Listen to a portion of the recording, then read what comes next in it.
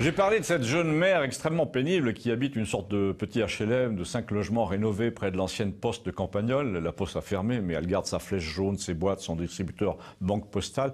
Alors, cette fille qui s'appelle Cindy, cette fille qui se fait des mèches, qui hésite entre le blond et le brun toute l'année, qui fume tout le temps, qui pianote sur son téléphone, avait déjà 2 enfants et en a fait un 3e l'année dernière avec un 3e père. Mais bon, n'y revenons pas, il paraît que c'est sa vie.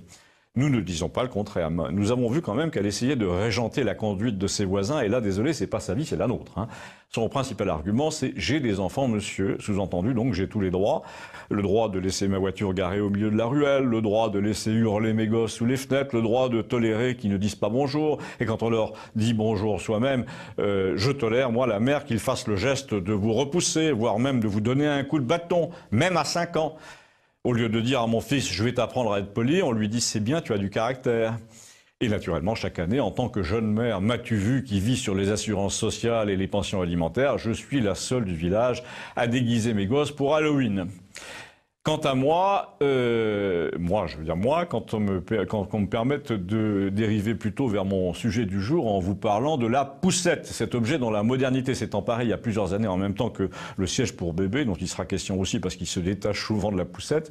Et pour la poussette, c'est simple, quand vous revoyez vos propres photos d'enfants dans les années 55, mettons, c'est un petit bâti métallique en X, un peu comme une chaise de jardin public, vous savez, avec des petits trous très minces et ça doit occuper 50 cm de trottoir à tout casser. Il n'y a ni accoudoir ni rien, c'est un objet réservé aux gens qui habitent en ville en plus, dans des endroits goudronnés. Et d'ailleurs, à l'époque, c'est très peu utilisé, on porte les enfants jusqu'à ce qu'ils marchent.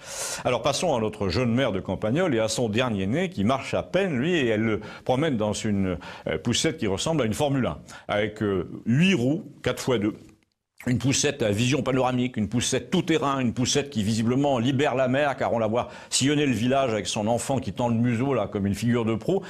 Et là, si vous observez ce petit garçon de 2 ans, vous vous apercevez qu'il est déjà accro, drogué au défilement, à la vitesse horizontale. Il voit le monde passer comme s'il était au volant. Il est en plein jeu vidéo dès l'âge de la couche-culotte. Et quand par hasard, à l'entrée du café, devant la terrasse, sur l'esplanade, vous traînez un peu avec votre chien et que la poussette arrive derrière, c'est tout juste si le gosse ne klaxonne pas. Vous avez l'impression que l'enfant vous chasse du bras comme un conducteur impatient, tellement il a envie que ça continue à défiler devant lui.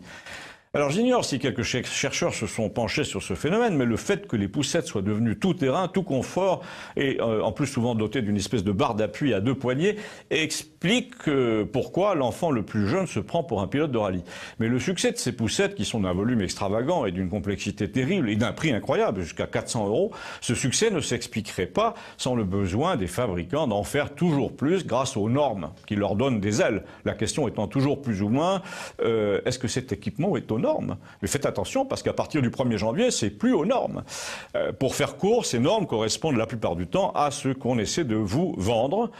Parce que la sécurité, la vraie, celle qu'on met en avant sans arrêt, celle qui, soi-disant, prime sur tout le reste, est totalement secondaire par rapport au commerce. Vous voulez une preuve? Cette fille a une petite voiture, elle ne peut pas mettre ses 3 enfants, 5, 6 et 2 ans, tous les 3, dans un siège pour bébé à l'arrière, comme la loi l'y oblige, parce qu'il n'y a pas la place. Donc dans ce cas, il paraît que la loi n'oblige à rien. Il faut acheter 2 sièges et choisir lequel de ses enfants sera plus exposé que les autres en cas d'accident, ou alors prendre une voiture plus grande, mais pour l'instant, l'aide sociale ne prévoit pas de rembourser les voitures. Le pire, c'est que j'ai entendu cette jeune mère dire que ça viendrait. Si vous pensez que le système financier aura claqué avant, dites-le moi, merci.